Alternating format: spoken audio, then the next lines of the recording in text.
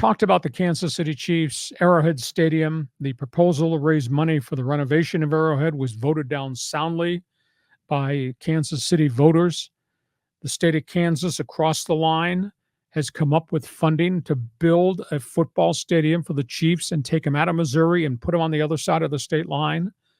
Now, the Missouri State Legislature yesterday announced they are going to come up with a new proposal and put a new item on the ballot in the upcoming elections to revisit funding.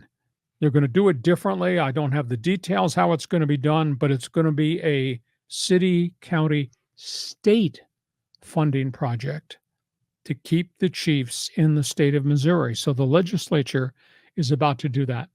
Houston Texans, hurricane, all that wind, all that rain, tore off a couple of panels of the roof of RNG Stadium. Pretty significant damage. The roof did not collapse.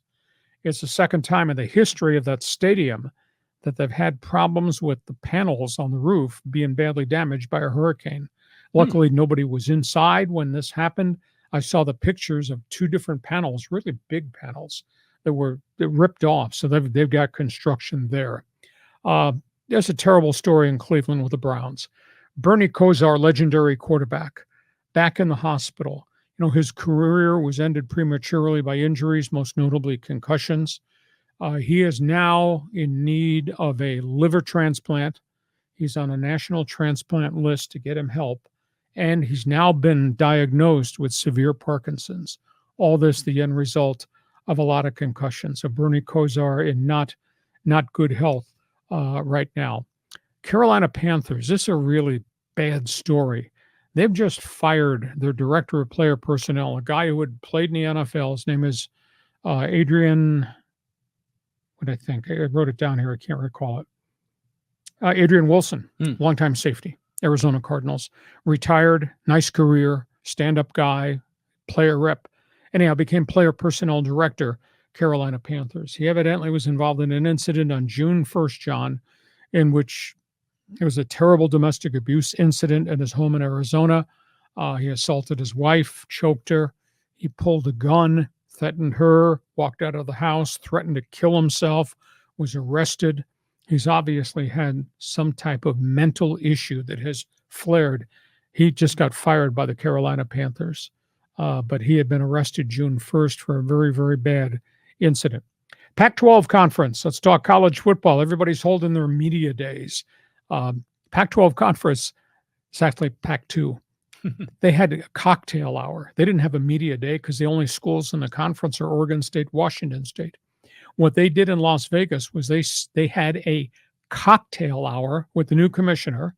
It was sandwiched in between the Big 12 conference media days and the Mountain West Conference media night. So all the national media came and met the new commissioner and talked to the two coaches of the Beavers and the Cougars and kind of got a game plan of what is about to happen with the Pac-2.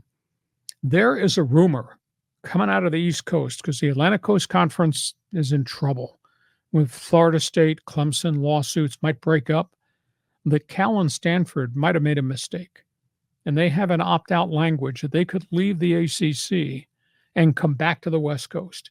So if Cal and Stanford in 2 years' time comes back, now the Pac-2 becomes a Pac-4, which means you only need to go get 4 teams from the Mountain West to make it an 8-team conference, which is the blueprint that the commissioner wants to operate under. So by this time in 2026, we might be talking about the Aztecs and Boise State, Fresno, and maybe UNLV being the 4 that leave, and they wouldn't have to pay an exit fee because the TV contracts would be over. They could leave and join the 4 left over if Cal and Stanford come back from the ACC. So that's a fascinating story. And Mountain West Conference, absolute insult of San Diego State.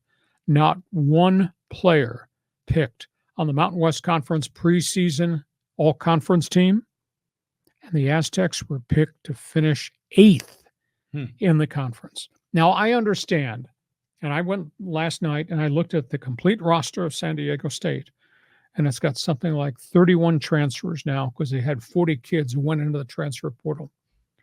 I understand you don't recognize most of these names. You don't understand it. But how do you not realize what Sean Lewis did at Bowling Green, at Syracuse with offense, and what he did at Kent State as a head coach, and what he did early on before the injuries wiped out Colorado's offensive line. How do you not pay any attention to who this coach is and what's on video and the numbers that they posted every place he's been, including the Pac-12 conference on offense? So I think San Diego State's going to be in grudge mode. It kind of bothers me because there's been a good program since 2010. Thank you, Brady Hoke, Rocky Long, Brady Hoke. I just don't think anybody's paying attention to who Sean Lewis is and what he's accomplished. So, John, I threw a lot of football up on the board. Go ahead. Well, God, I don't even know where to start with all this. I mean, first of all, I love the cocktail hour idea, especially in Vegas, and you got cougars and beavers and cocktails. It just all fits. Oh, it's really good. The story about Kansas City Chiefs, and if they move, it's one thing if your team leaves Cleveland and goes to Baltimore, that's horrible, or if they leaves Baltimore and goes to Indianapolis. But if your team is just going across the river for the games, for the games to Kansas, the fans still have a team local. So why are the politicians so hungry to keep them? Is it just is it like a revenue generator in tax dollars? It is, yeah, because it's big business, and it's going to be a new stadium, and it's going to be Chiefs Court and everything around there, business developments, and it will raise money, sales tax money, etc. And there's also a pride and an emotional thing, and we don't want to lose this franchise because this franchise is really great.